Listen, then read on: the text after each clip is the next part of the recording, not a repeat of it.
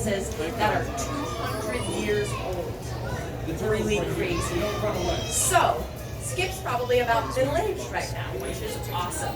And as I mentioned, there's a lot of Blanding's turtles out in the wild, but not enough, right? And so we have Skip here at the aquarium to talk about his wild counterparts. He was rescued because someone was keeping him as a pet, and now we're able to see him and talk about Blanding's turtles out in the wild.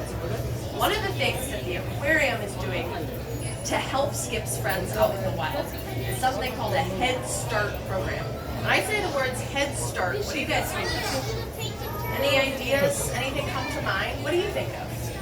Quick start? Yeah. You think of maybe like if you were running a race and someone gets a head start, they're like way far ahead of you, right? Yeah. So we do a Head Start program with Blanding's turtles like Skip and with red-bellied cooters. You can see some pictures of them behind you. And this means that we're giving the turtles a head start in their life. So when turtles like Skip, even though he's big right now, when he was born, he was the size of a Reese's peanut butter cup that you get on Halloween.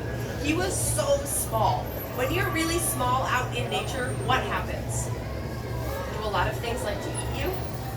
Yeah, when you're really small, you're a really good snack for a lot of things. So when turtles are first born, it's about October, which is the end of fall, beginning of winter. Here in Massachusetts, what happens in the winter? Does it get really cold or really hot?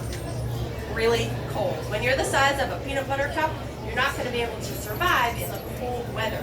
So, baby turtles like Skip bury themselves in the mud and they sleep all winter. And then they wake up in the spring.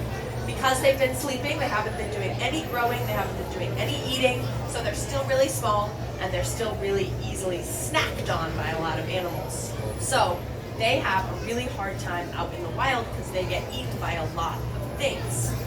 Here at the aquarium, we take some of those animals in October when they're first born, we bring them back to the aquarium, we give them a lot of light and warmth and food, and instead of hibernating, they grow in 9 months, in less than 1 year, they grow to the size of a 3-year-old turtle. So then, when we put them back in the wild, they're much bigger than a peanut butter cup, and not as many things eat them. So that's how we give them that head start in life, and that advantage. Now, those pictures of the